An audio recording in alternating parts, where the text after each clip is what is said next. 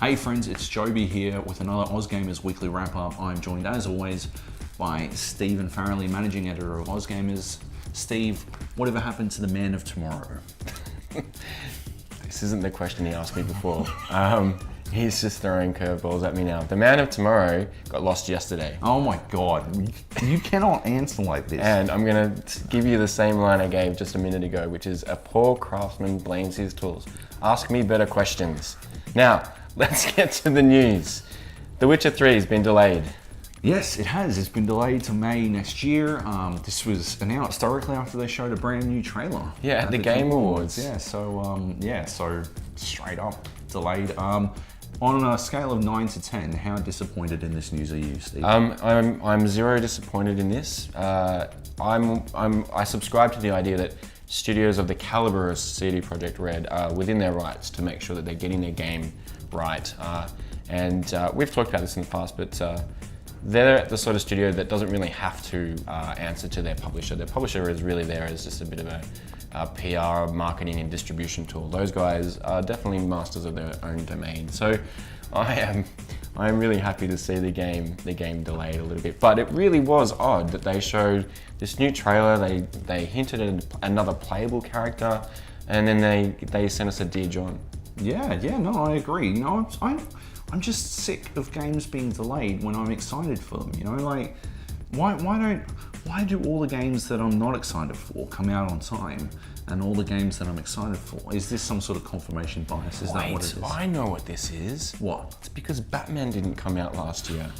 I get it now. You get it now? Yeah. Okay, do you want to expound on your theory for the rest of the class? Well, Joab had already decided that Batman Arkham Knight was going to be Game of the Year this year, which I probably agree with. Yeah. It was Game of the Year. Arkham City was Game of the Year it came out. Yeah, absolutely. And Arkham Asylum was my Game of the Year. It came out the same year as Skyrim. Did you know that, Steve? Oh, there we go. Topical. Not even. Not. All right, well, let's get back on track. So it's been delayed. It's a bit strange, but the Game Awards also gave us a glimpse at a bunch of other games that are coming out that are looking pretty nice. Oh, we should probably look at that trailer, shouldn't we? No, let's just blow on through, shall we? We'll blow on through, okay. Just throwing away the script. Let's just jump straight into Tacoma from Fulbright Studios. It was announced at the Game Awards, and Fulbright Studios, in case you don't know, is the studio that made Gone Home, which was last year. And a lot of people, you know, it's a game that divided a lot of people, you know, as to whether or not, you know, some people question whether or not it was a game or not, but I don't know. I didn't say it wasn't a game. Don't point at me. I just, you know, when I get a purely narrative experience, I like the narrative to be great, which is, you know, why I didn't like Heavy Rain or Beyond Two Souls. I thought that both of them had terrible narrative. Gone Home, on the other hand, I just didn't think it was great. Okay. I thought it was a good story, and it shaped its world very well, and it created. Did you get nostalgic for the 90s when you were playing it? No, I didn't. I didn't really like the 90s. Yeah, right. So that, you know, maybe there's a problem there. Oh, right. Yeah, it's my fault. Yeah. Yeah, it's an interesting game though. This Tacoma that they've revealed. It's got a bit of an aesthetic similar to BioShock. In space though. In space. BioShock in space. Yeah. What a fresh idea. Except for System Shock and System Shock 2. Oh dear God, it's not a fresh idea. Yeah. No, I think what they're trying to do is, well, actually, nobody can really say what they're trying to do, but what I got, the impression I got from the short trailer was that they might be trying to create a BioShock experience without the combat, which is, I think a lot of people felt that the combat took a lot away from the BioShock Infinite experience, and there's a chance that Fulbright might be trying to show how you would create that experience without constantly shooting. Sure, and that's not a bad experiment at all. No, I think it's totally worth doing. So I'm excited to see it happen. And then we had Adrift. Oh my God, speaking of space games. Yeah, Adrift is the new game from 310, which is Adam Orth's new studio. Adam Orth, if you don't recall, is the guy who told everyone to deal with it when asked what people without the internet would do with an Xbox One. He didn't stay with Microsoft after saying that. And so he's moved on. There's been a lot of cynicism about his next game because, you know, he didn't win a lot of friends by telling people to deal with it. So, yeah, there's been a lot of cynicism. I think Adrift looks spectacular. It looks unbelievably spectacular. Yeah. Just that concept of survival in space, taking the idea of that, but removing monsters and the barrier being space itself, and I mean, terrible secret space. Yeah, there we go. But my biggest concern, despite how good it looked and how tantalizing any sci-fi game is to me, is I worry that it's an on-rails thing with limited movement. I can't extrapolate how the whole game's going to be, but based on that trailer. But the trailer didn't really give me much faith in how they're going to handle the movement of the game.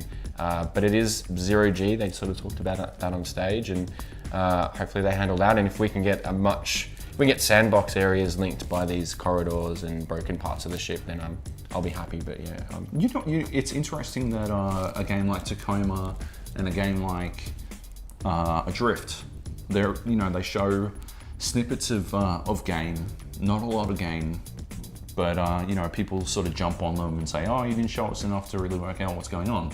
Meanwhile, No Man's Sky has once again released another trailer where we see a lot of stuff, they go to a lot of places, we don't really get any better idea of what the game world's about. Yeah, it's such a strange thing. Like, I think the biggest revelation was the warp gate that took you to another very heavily populated place, but it still didn't really give me any gameplay per se. Yeah. Look, I think there's a bit to know about No Man's Sky at the moment. We know it's a game about exploration. It's a game about managing an economy, mining, stuff like that, and of course space travel.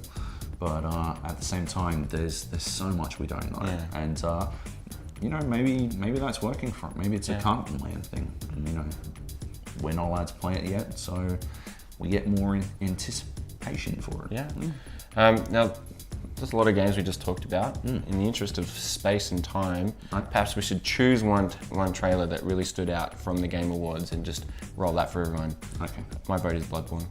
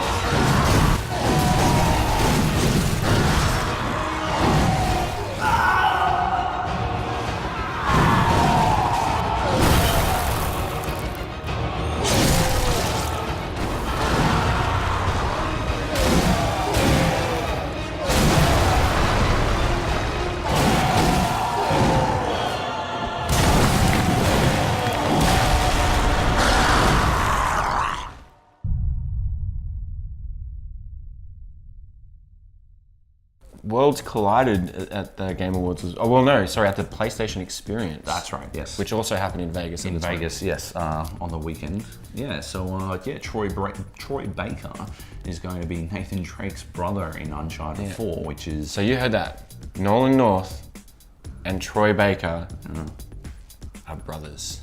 Yes. And, everyone always guessed it. It was always in the cards, wasn't it? That the two biggest names in voice acting in video games would work together in probably the biggest franchise for Sony. Yeah, absolutely. It's finally happening. So it's one of those hilarious little additions that you see a lot in movies. It's almost like an Easter egg. Yeah, it is. Yeah, it's almost like an Easter egg and this, sweet little coincidence that doesn't really matter all that much because hopefully they'll just both deliver a really good performance, but at the same time people in the know will be sort of yeah. I have no strong feelings one way or another. I just think it'll work out. Yeah.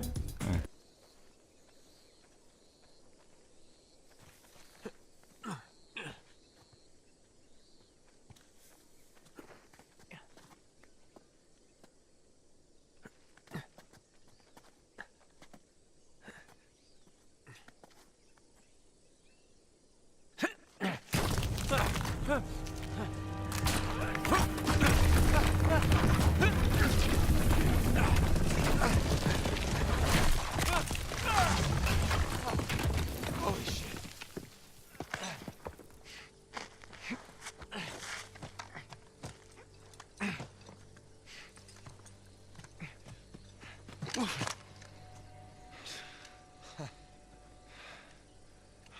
I nearly shot your head off. Sam, you're okay. Yeah, nothing I can't walk away from. It's good to see you're alive, little brother. Come on, we got a treasure to find.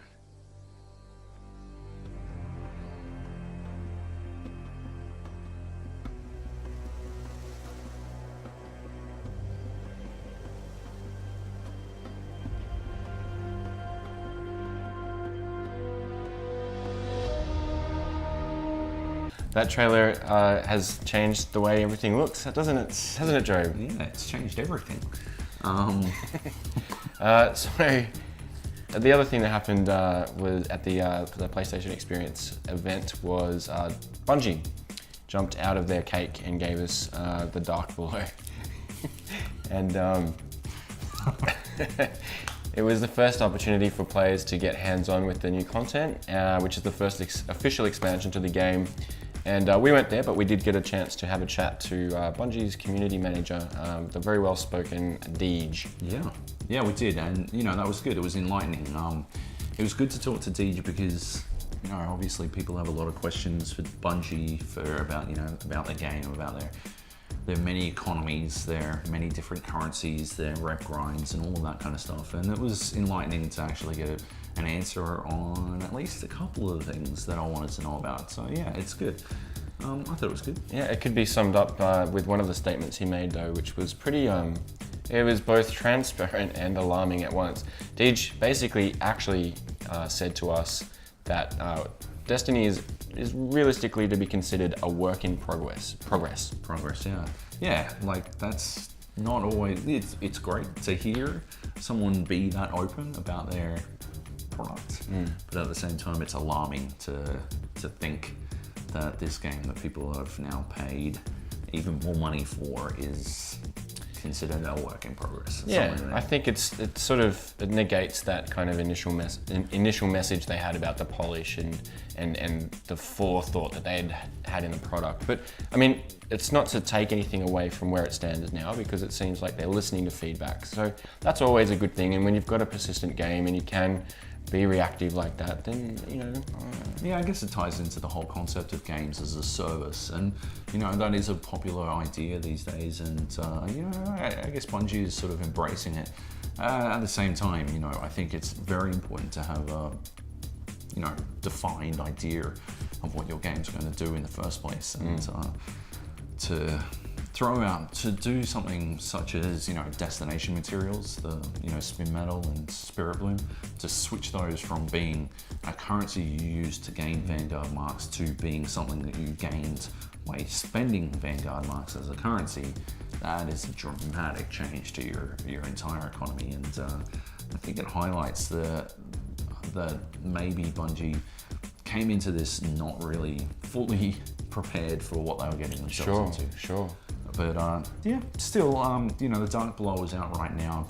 You can get into it if you want to, but it's completely, one of those things that you probably have to be pretty invested in Destiny to really jump in on. Yeah, I would actually love to get Dark down and below with this because there's a lot to talk about, but we've got to keep things moving. That's true. Yeah, let's I don't know. Let's jump straight into the next piece, which is, I believe you know this one, Steve. Oh, do I? Yeah. Well, so we're basically just going to wrap things up, aren't we? Are we? I don't know. Yeah, I think we are. That's it for this week. I'd like to thank Steve for joining me. I'd like to thank our viewers for joining us. As always, you guys are awesome. And I'd like to thank our sponsors, Slurm, and their great spokesperson, Slurms Mackenzie. Wait, Joab, wait. You need to go to AusGamers this week because we have and next week, because we have more stuff coming for Evolve. We have a wonderful competition from Sony Mobile that is a chance to win 5. Count them, 5. There's one. Like, you don't win all 5. Oh. Basically, you get to get yourself an Xperia, a PS4, the little doodad that attaches your Xperia to your DualShock, and a pop-up tent. Oh. The idea is that it's every time you get kicked off the TV by a family member or a disgruntled dog that wants to watch the dog channel, you can take your tent and set it up, and yeah, I mean, but the 2 main things in there are the PS4 and obviously the Xperia. So jump into... Is that the Xperia Z3? It is the Xperia Z3. Sorry, I wasn't being so specific. So jump by AusGamers and check that out. And obviously we'll have a lot more of the regular stuff, the Tech Tuesday, the Throwback Thursday, the when Joe writes stuff, he writes stuff and it's like pretty good. So yeah, it's pretty good. Yeah, it's pretty good. Yeah, we started off so strong. We were going so well, and then something happened. Like the camera died. I don't know why. Why do you think the camera died, Steve? Because the man from tomorrow didn't charge the battery yesterday. That is a good time. There you go. Look at that. That's some Larry David shit right there. Wow. All right. We'll catch you guys next week. Yep. Is next week our last week for the year? It can be. We should probably discuss this off air. Yeah, we will. But you can bet there'll be some Gotti discussion. Yep. Okay, cool. Well, thanks for joining us. Bye. See ya.